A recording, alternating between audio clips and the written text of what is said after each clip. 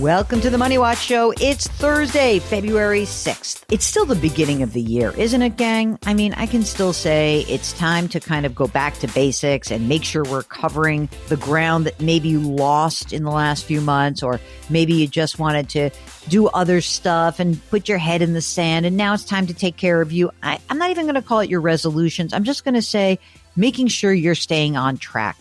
I am Jill Schlesinger. I'm your co-host, and I'm also the CBS News business analyst and a certified financial planner. And my co-host of this program is none other than the fantastic Mark Talercio, my executive producer, as well as the man who manages the whole website and my life.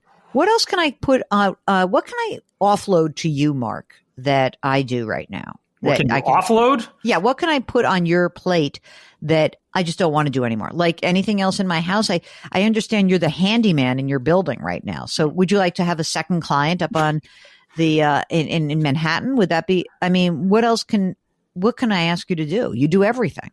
Yeah. In terms of the Jill on Money world, I don't know. The plate's pretty full. I might have to whip out one of Theo's little plastic plates. All right. Well, what can I get Theo to do? I mean, geez, okay, something. Do we need Mandarin interpretation? Listen, you never know. How's our audience in China?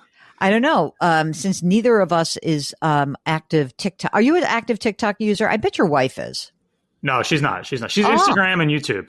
Ah, okay. All right. Well, that's like I forget. She's over a certain age. I won't say which age.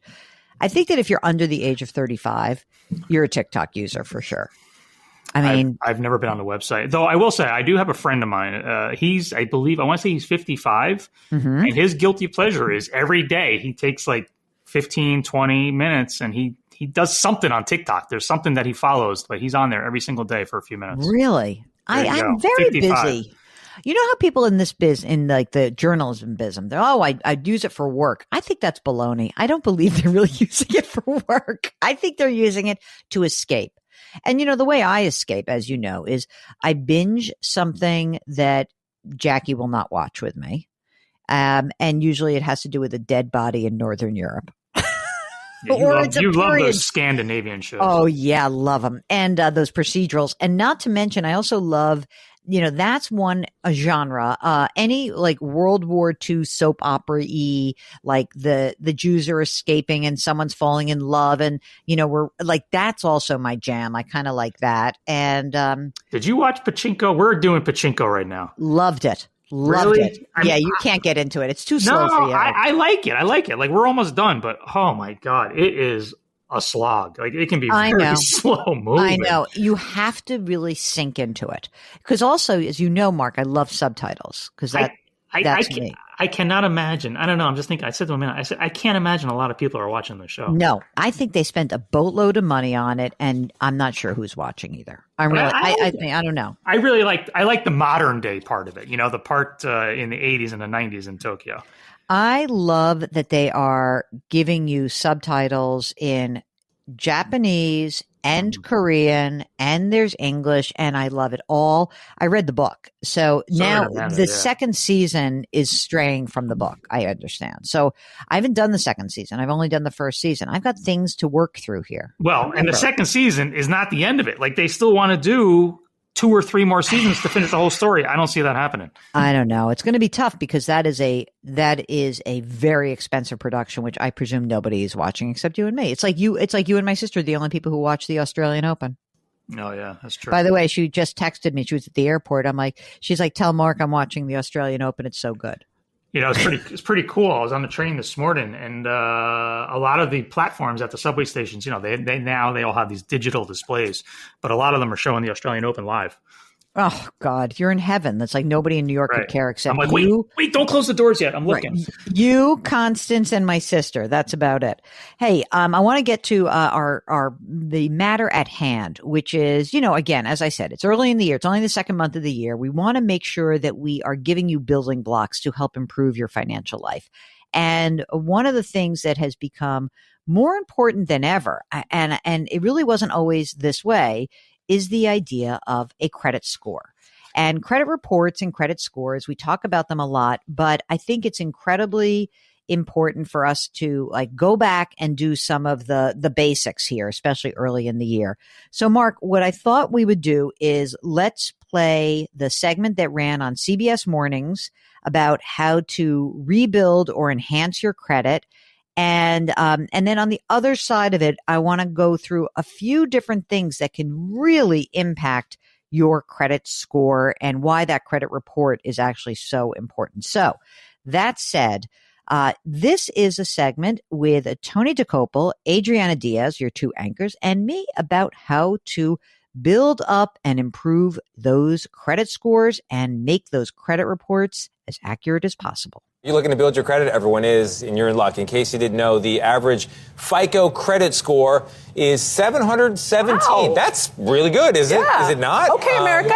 That's as of October, so if the wheels came off since then, that's not your score. It's just 1 point lower than the 18-year high seen earlier last year. CBS News business analyst Jill Schlesinger joins us now to tell us how to improve your magic number if it's below that. 1717 is good, right? It's great, and no big penny involved in this one here. So I think everyone was watching you and raising their credit score. Oh, that's it. That's Clearly. You know, it's so interesting, though. When I got into the business 125 years ago, we didn't use credit scores in the same way. I mean, credit scores were sort of this basic way for a lender to determine, are you going to repay this loan? And the score was created by the Fair Isaac Corporation, or FICO.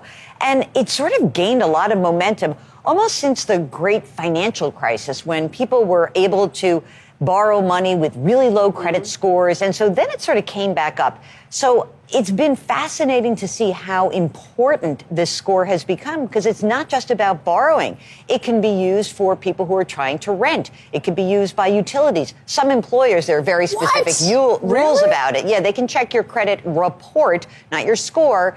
And if you're in maybe a financial services industry, you're handling, say, medical documents that are very important, they want to check that out. But it's become incredibly important in life, not just in borrowing. So how is it possible that America's credit score is going up or has gone up, especially given the current state we're in with inflation? Well, I think what's been kind of interesting is that since the financial crisis, people are focused on that score because they realize, to get the lowest interest rates possible, I have to try to push my score up.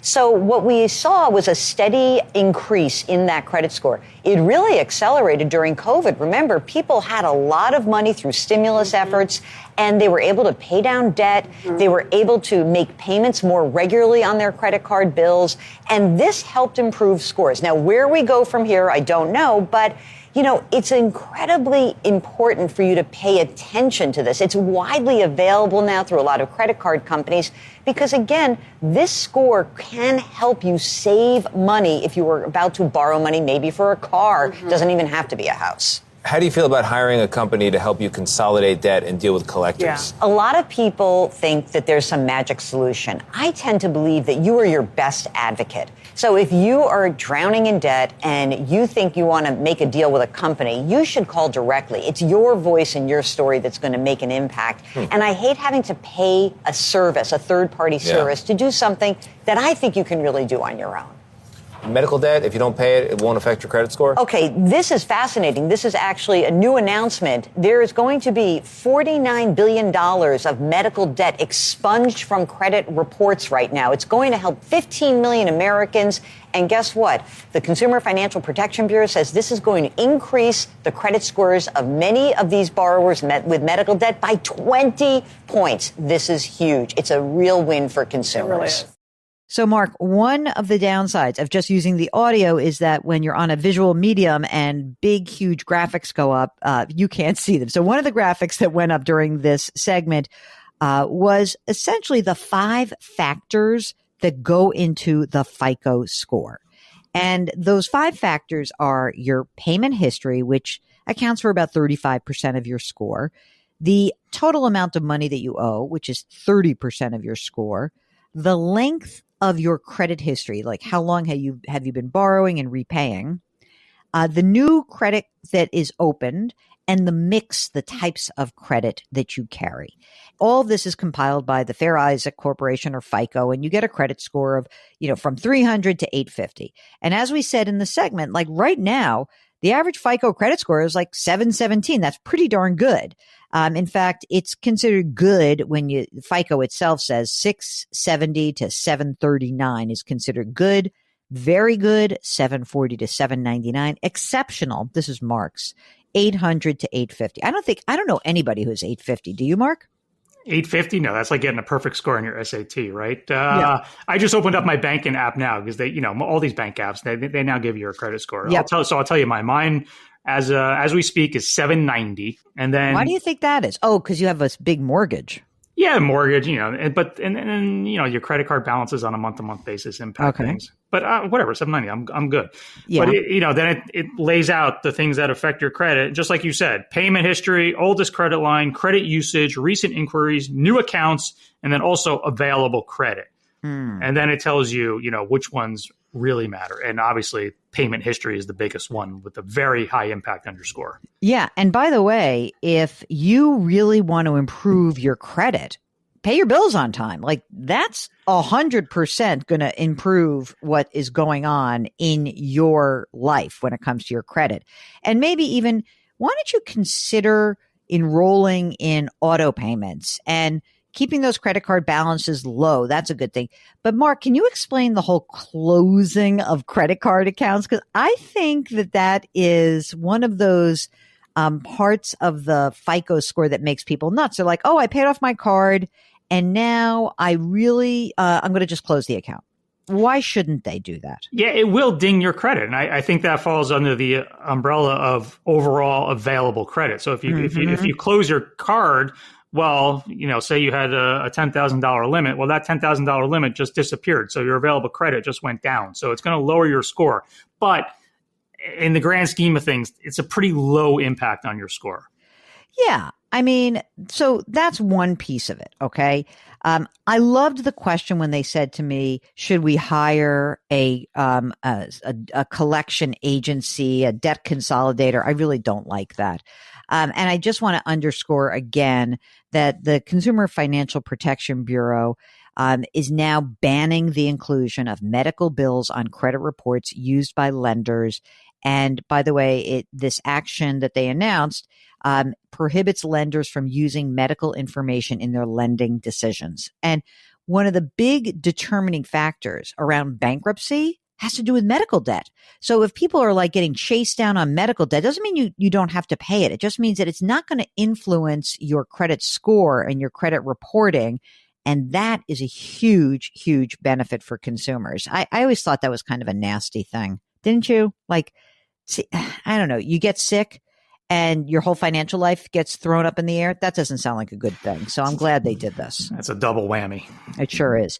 So, all right, what else can I tell you about this? Listen, we've always talked about annualcreditreport.com as a means to just keep an eye on fraud and alerts, but it's also a way to keep an eye on your own credit history. If you see something on that report that needs correcting, correct it. Get it done. By the way, I forgot. I just looked at my I'm sorry, but dude, my credit score is 823. Okay, so you are 33 points higher than me. Just a bit. You're carrying less in mortgage debt. Absolutely. Well, that's not hard when it comes to you guys. True. So, one other thing that Mark and I are huge fans of. Let's say that you do not need to borrow money. You got your mortgage. You don't need to borrow money for a car. You don't need a loan. We absolutely are on board with the idea of freezing your credit. Now, Mark, there are a lot of different ways that people kind of say, oh, we're going to do credit monitoring. Why is credit freezing so much better? I mean, it essentially locks down your whole credit profile, locks down anything associated with your social security number. If a fraudster out there somehow gets your social and tries to open an account on your behalf, sorry, pal, it's not going to work. The only thing that's the downside is that if you yourself want access to borrowing money, if you're going to do this, well, then guess what? You can't actually. Yeah, you have to, but it's a piece of cake. You just go in and they call it, do you want to thaw? Like all of this is online. You just go to the three major agencies and there's this option on there. Do you want to thaw your credit freeze? And you can select how many hours or how many days that you want it to be unfrozen for.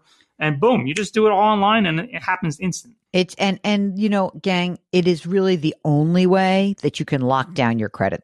It's the only way. Other ways are like they're more passive. And we learned this a long time ago from folks who were really into monitoring credit, like Adam Levin, who's a great expert. And, you know, if you don't do this, the problem is that you are leaving yourself vulnerable. I don't care how good your passwords are. Your stuff's out there already. It doesn't matter. So let's be clear that you've got to take matters into your own hands. This is one way to do it. So we encourage you to freeze your credit.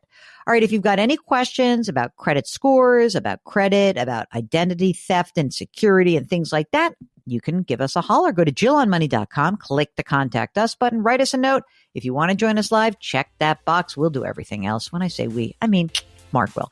Okay, we've also got a great service. It's called Jill on Money Live, our subscription service, which gives you access to quarterly live webinars, bonus audio and video content, and our entire back catalog, all for the bargain basement price of $45 for the next 12 months.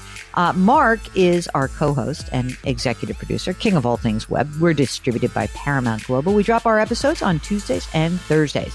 Do something nice for someone else today. Change your work, change your wealth, change your life. Thanks for listening, and we'll talk to you next week.